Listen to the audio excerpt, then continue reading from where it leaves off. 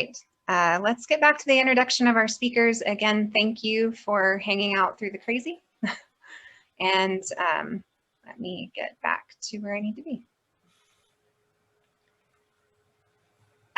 So we have 3 speakers with us this evening from TESSA. I only have 2 of their bios, so Caitlin, you might have to just shortly introduce yourself and how you got involved in TESSA when you speak. But Jordan Rios is the new Human Trafficking Program Manager at TESSA. Some of you may remember that Christy Boots has been with us before, and Jordan has now stepped into that position. She got her start as a volunteer and found her passion for working with survivors of intimate partner violence and sexual violence in 2017. Jordan continued working at TESSA as a confidential victim advocate, lead hospital advocate, and housing coordinator while pursuing her undergraduate in human services at UCCS. She interned in the office of the Dean of Students to provide support and resources to survivors on a college campus. Jordan is committed to providing trauma-informed care and supportive services to survivors in the community. And Tiffany Cuvede, and I hope I said that right, is the case manager for the Human Trafficking Department at TESSA in Colorado Springs. She grew up in Woodland Park, so she's a native, and has lived in Colorado Springs for over 20 years. In 2014, Tiffany graduated from UCCS with a bachelor's degree in communication and psychology. In 2015, she began as a volunteer at TESSA, becoming an employee in 2017, working in administrative, housing, and human trafficking departments. Outside of TESSA, she works as a recovery and life coach and runs a small Reiki practice, which I find interesting and fun. Welcome, you guys. I'm so excited for you to share about all that TESSA is working to do. For those of you who know a lot about human trafficking, you know that intimate partner violence feeds over into intimate partners being trafficked. So I am so excited to have them with us. Thanks for hanging out and being with us on our first crazy night.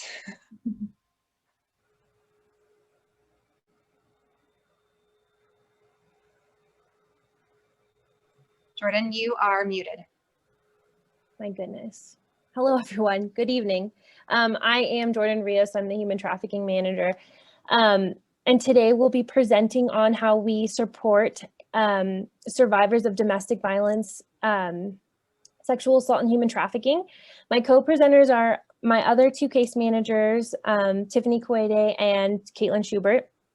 So we'll go ahead and get started. We'll try to make it quickish, but thank you everyone for coming back and hanging with us. You can go ahead and go to the next slide, Tiff. Thanks. Oh, okay. So I just want to go ahead and go over our mission statement. So TESSA provides free and voluntary services to people who identify as experiencing domestic violence. TESSA will not refuse, withhold, or deny any services to any current or prospective clients on the basis of income, gender identity, gender expression, religious belief, perceived sexual orientation, immigration status, age, race, ethnicity, color, national origin, marital status, spoken language, disability, or military status. So TESSA will ensure that all current prospective clients receive this information either verbally or posted in public areas. So I want to really briefly go over our programs that we offer at TESSA, and TESSA services Teller in El Paso County. So first, we have our 24-hour safe line that operates 24 hours a day, 7 days a week. And that is really for individuals who need maybe crisis support or they need general information, so they can call at any time. We also have advocates on there so they can get support. So it's a really wonderful program. We also have our safe house. It's kind of looked a little bit different as we've entered into COVID. Previously, we had a 32-bed safe house in an undisclosed location. Now, like I said, it's a little bit smaller just with capacity and obviously COVID needs. So, but typically that operates 365 days a year, and it's the only domestic violence, sexual assault shelter within Colorado Springs and Teller County. We have victim advocacy services. So we have a few satellite offices within Colorado Springs, one at the courthouse working alongside the DAs. And we also have a hospital satellite office that works alongside the forensic nurses, both of which offer, advocacy support, wraparound services, and just general support to any individuals that have experienced domestic violence, sexual assault, human trafficking. And then we have a youth and children's program, and our youth and children's program is it's direct services to youth or children who have experienced domestic violence or may come from homes that have. And that's really providing mentoring, case management, group support, or we also do school outreach and education and prevention within our school districts and community members for that program. We have a counseling program. That is for adults and children as well. And we have one-on-one counseling as well as group counseling, and our group counseling are specifically for specifically a psychoeducational group on domestic violence and healthy relationships. So we have that service available also. We also, as I mentioned previously, we are also serving Teller County and Eastern El Paso. So we do have satellite offices there that can help with, like I said, general advocacy and providing survivors in rural counties. We do community outreach. So we do public awareness, community presentations, collaborations, much like tonight with our community members or community members in Colorado. We also have a Project Lift. That is a program that we have here at TESSA that gives free attorneys to victims that have a need for a permanent protection order.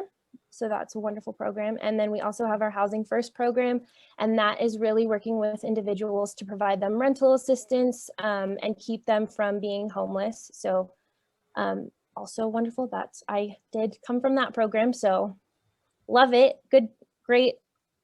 And then we have additional legal services. So we do legal consultations for people and for our clients that are needing maybe people to just work with them with divorce cases or anything. We just can do general consultations for that.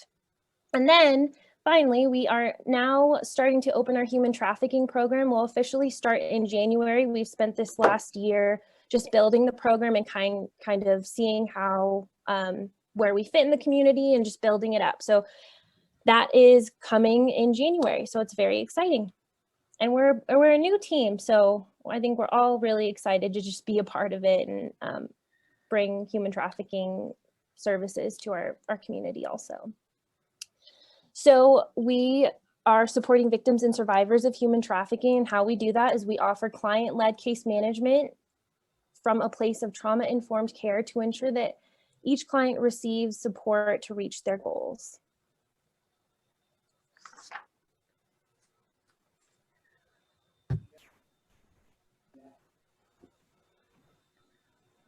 Awesome, thank you, Jordan. Yeah, so just kind of jumping off of, or piggybacking off of that, we operate within a trauma-informed model. So this essentially means that we understand that our clients are coming to us with incredibly diverse experiences, and no two people are going to react the same to even the most identical forms of trauma, and we want to honor that, and we want to meet clients exactly where they are. So we don't define survivors. We may have people enter in that identify as domestic violence, and we understand from our knowledge that this aligns more with human trafficking. It's not our place to define the experiences or give titles to our survivors. We're here to support them and give them any resources and support that we can. We operate under the federal definition. So again, we define human trafficking as use of force, fraud, coercion to obtain some type of labor or commercial sexual act. It's crime-based exploitation. And we really just acknowledge that anyone can be a victim coming through our doors. We understand that depending on what forms of trafficking you've experienced, it can look like anyone. So we really want to make sure that we are in an inclusive space to anyone walking through our doors. So again, the biggest place that we're currently operating from is just understanding how trauma impacts our victims and where they're coming from. We operate from sort of this intersectionality model. We understand that based on just so many different factors that our clients are coming to us in a really vulnerable situation. We understand that based on some of these forms of trauma have seeded a lot of mistrust in communities. So whether that's nonprofits, law enforcement, faith-based organizations, government organizations, we understand that to seek out help is a really, really difficult thing to do. And we want to honor that space as much as we can. We understand that this abuse can be physical, sexual, psychological, and it can also have a lot of health impacts on the survivors. So when we talk about case management, we are coming at it from just about every angle that we possibly can, and trying to make sure that each person walking through our doors leaves a little bit healthier than they came in.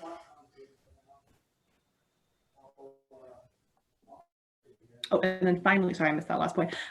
We also really do acknowledge too that our survivors oftentimes, this is all compounded by their relationship to their trafficker, and we understand that for most of the people walking through our doors, their traffickers are people that were known. They were family members, they were partners, they were friends of family members. And we understand that just how difficult leaving can be and what that can look like. And even just coming to terms with that sometimes these traffickers are loved ones. So really just providing a safe space as much as possible for anyone to walk in and seek services.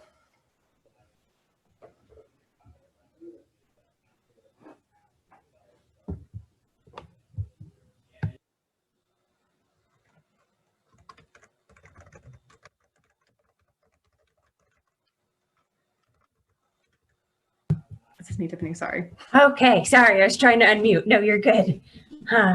So since we do see a lot of intersection in our work between domestic violence and human trafficking, we just wanted to point out some of the differences. So in domestic violence, it's abuse or threats of abuse by an intimate partner. There is a power and control dynamic. One partner has control. They use fear to keep power over their partner. And there is no subsequent forced labor or commercial sex acts. But with human trafficking, there is forced labor for the purpose of involuntary servitude, debt bondage, or sex trafficking. Many, many times domestic violence or intimate partner violence is present.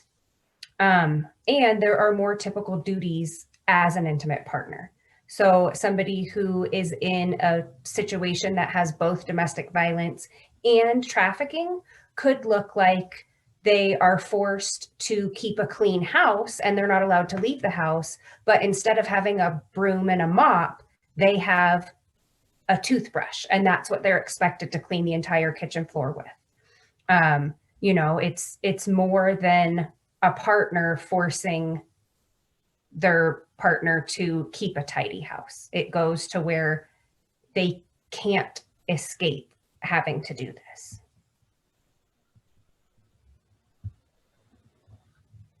So these are a list of survivor needs, and really all of the survivors who come to us have very similar needs, whether they are domestic violence, sexual assault, or human trafficking. While they're all extremely unique because every individual is very different, so everybody's needs look different, but overall, you know, housing, especially with trafficking, they might not have access to money. They might have been evicted. They might have, you know, not had a place to rent of their own, so they may not have any rental history. And housing is just, it's a huge problem right now anyways with COVID. And so that is one thing that has become much more difficult for all of the survivors and victims that we see at TESSA. But all of these things are services that we provide to all of our clients. Safety planning is probably the one that we do the most. And we safety plan with our clients around anything and everything. If they are telling us they're afraid to go to the grocery store, we safety plan with them around that. If they tell us, I want to go back to my partner because I love them, we safety plan with them around that. We would never say, no, you can't do that, it's not safe. We would safety plan with them to say, okay, if you are going back, if this happens again, who do you have that you can call to help you get out? So it just really depends on what the clients are looking for. But these are the main ones that we help with, or that we see our clients needing.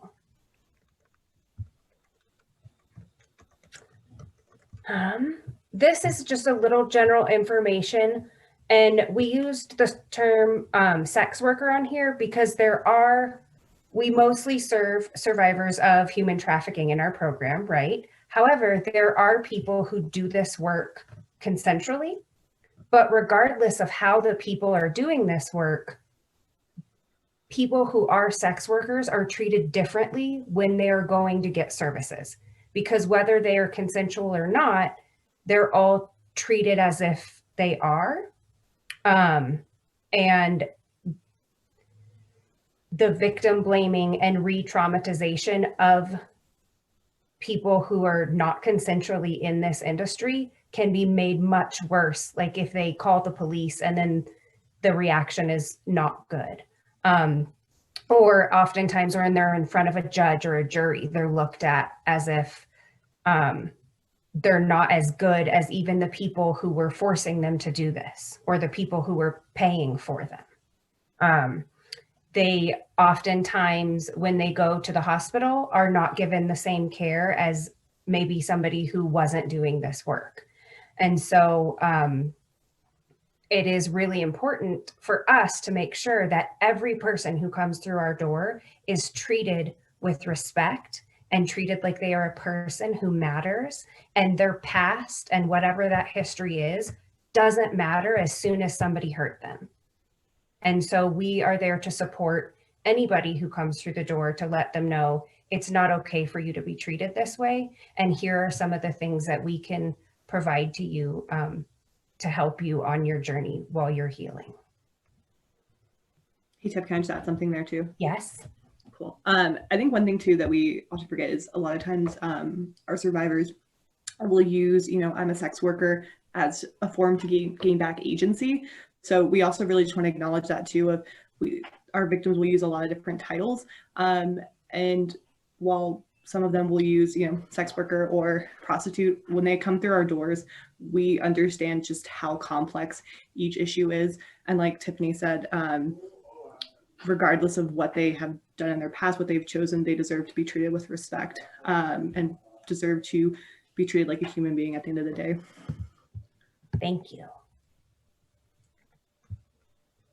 All right. So at TESSA, we come, like Jordan said, from a survivor-driven approach, but we want to make sure that we're offering services in every area where they might need help.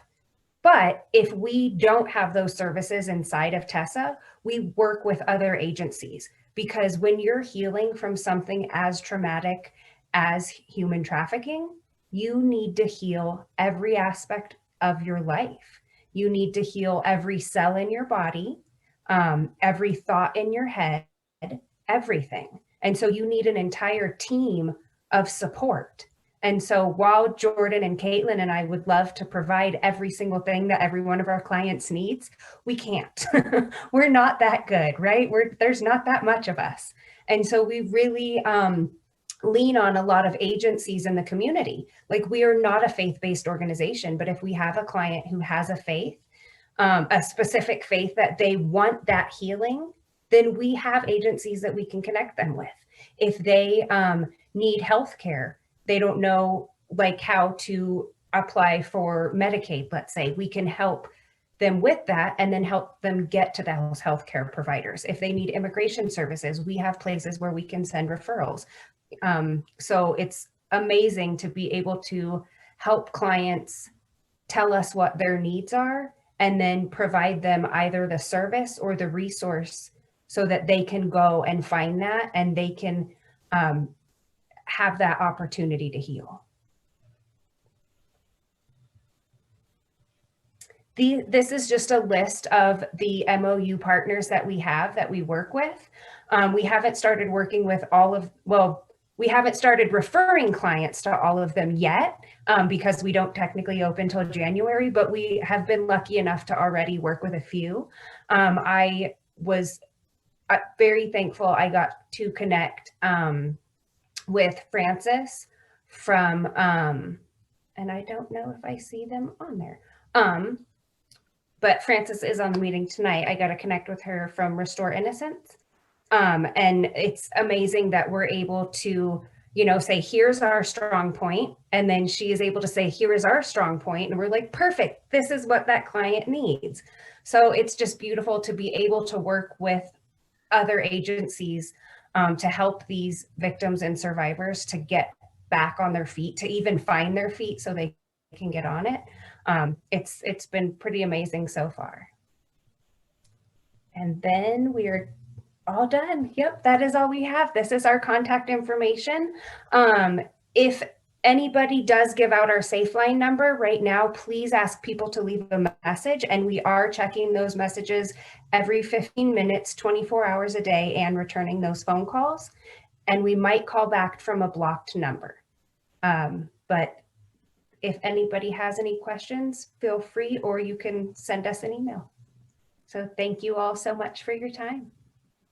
Yeah, great. Thank you guys. Jane, I know there was at least one question that came through that I saw. Do you have questions for these beautiful ladies? I do. Thank you, ladies, so much. We appreciate your time. So I have a question from Hannah. And Hannah says, will you be housing trafficking survivors at your DV shelter? Yes, so we will, any of the victimizations that we service here at TESSA, so domestic violence, sexual assault, human trafficking, and stalking, they have access to our shelter services. Okay, great. I have a tag on question to that. Is there, I mean, I don't know if there's like a separation of like these individuals were specifically human trafficked, so there's a, I don't know, a section for that, or do you separate anyway, or are they just all together? And I know everything's crazy with COVID. You guys have had to use like a hotel and you're under construction and it's all kinds of wild. So it is right now. It's all kinds of wild. So typically in a regular world where we don't have COVID, we have you know, our clients who come into our safe house, they have their own spaces as far as the rooms. We have community shared, you know, kitchen, living space. But currently we're operating out of a hotel, so they have, you know, separate rooms now. Okay. But there's not really going to be a separate sort of living space. The only separate thing is that they'll have access to, you know, our human trafficking case managers, and we'll be very involved in their stay and make sure we provide them with the best services and best support we can. Yeah. And I don't know if you guys said this earlier. Sorry, Jane, I'm jumping in on the questions, but oh, you're good. you will serve men, women, LGBTQ, everybody. And is there an age range? Yeah. So yes, we serve everybody. And for human trafficking, we are serving both minors and adults. We don't really have an age range for services. We have different programs that, you know, handle different age groups. But yes, for human trafficking specifically, we are servicing both minors and adults. Okay. Thanks. Jane, other questions? I don't have any other questions for our guests. I do have one general question that came from David. And he was just asking about any other group meetings that are in the Denver or Boulder area on a monthly or quarterly basis. So any groups that are up in Denver or Boulder area that are kind of doing the same thing that we're doing. There are none that I know of. Yeah.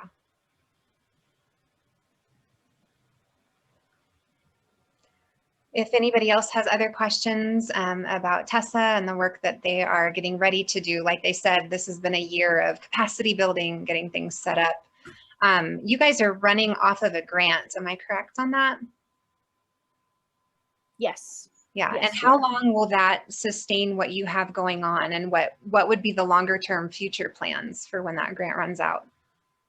So our grant right now is 3 years. So I would imagine that probably we'll kind of look at, you know, how the community is responding to us and kind of how many victims and survivors we're servicing. So we'll probably evaluate that later, but currently we are on a 3-year grant.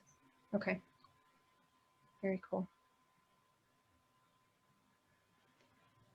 Here's one. Does TESSA have the capacity to serve individuals in other counties?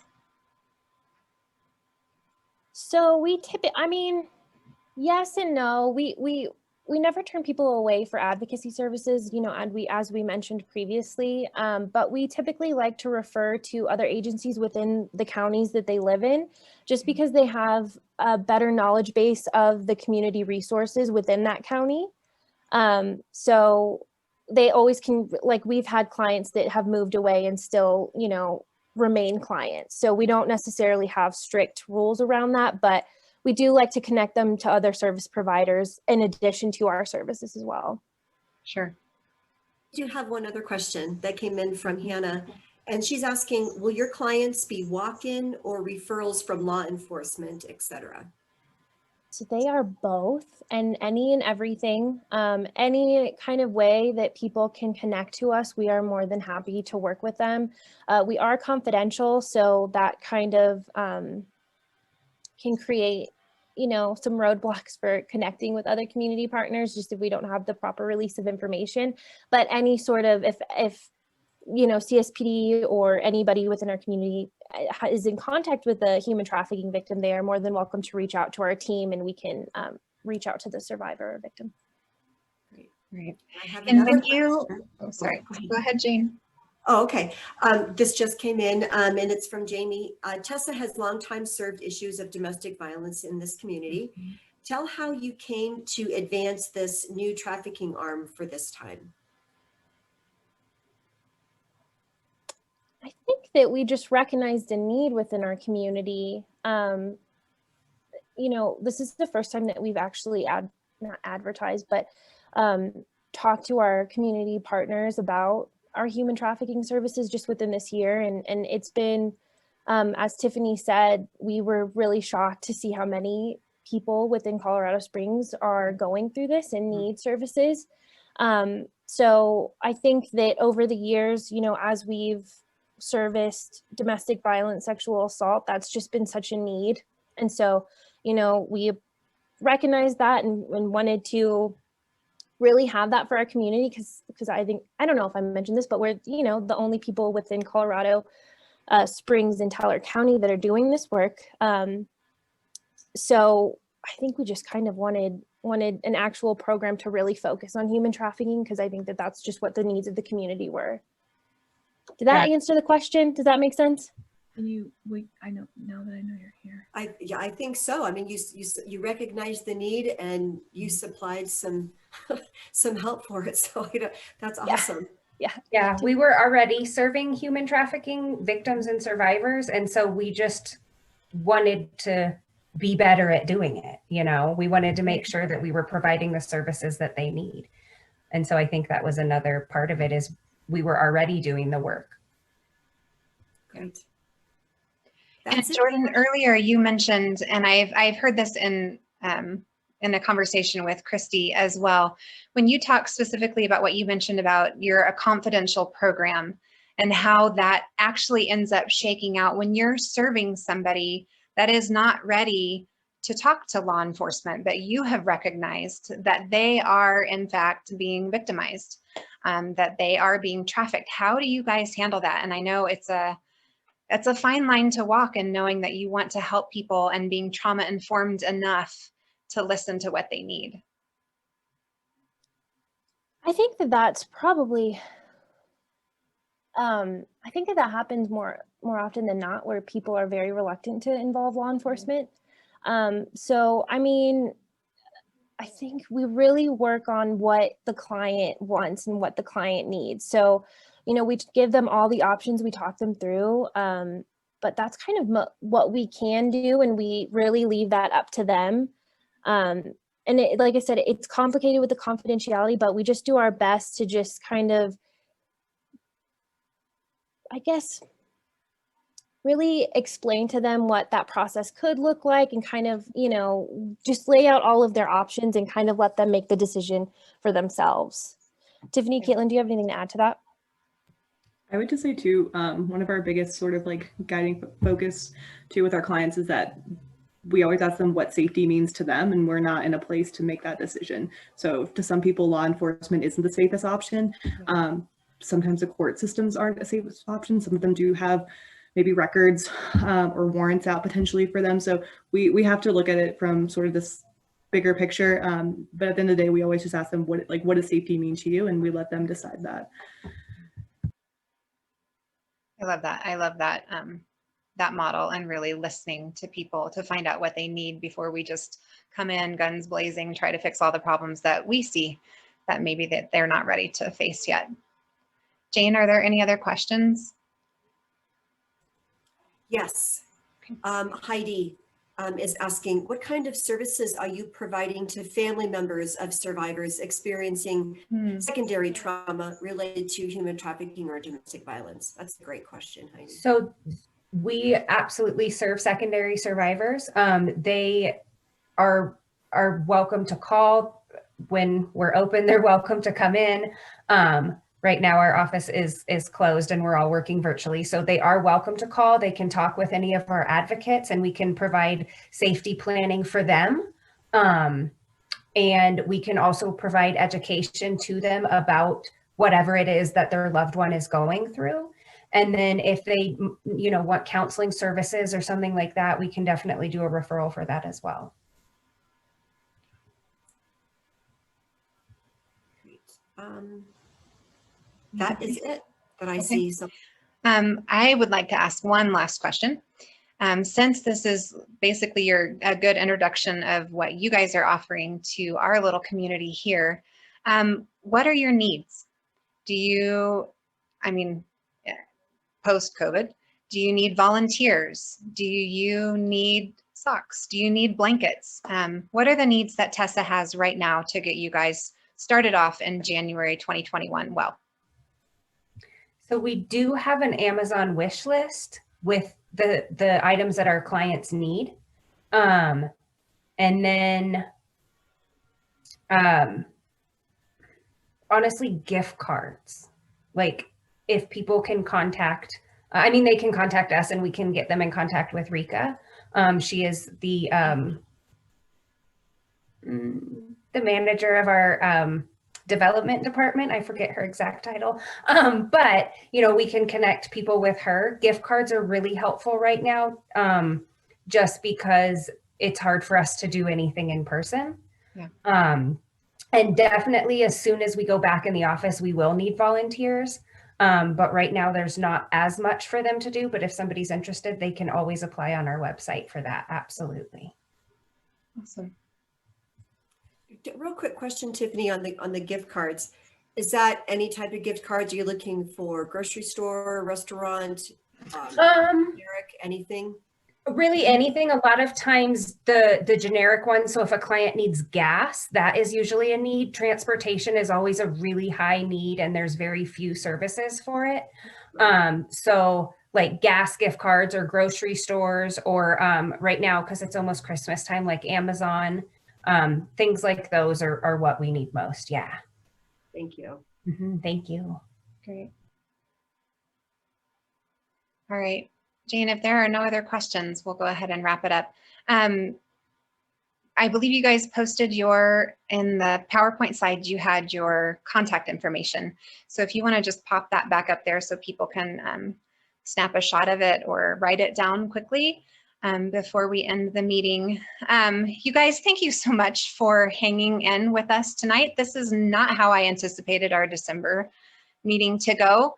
But I'm glad that you came back. I'm glad that you hung out to learn about TESSA. It's such an important program. They've always been an important part of our community, and having one more extension of them reaching out specifically to provide services to survivors of human trafficking and people that are currently being victimized.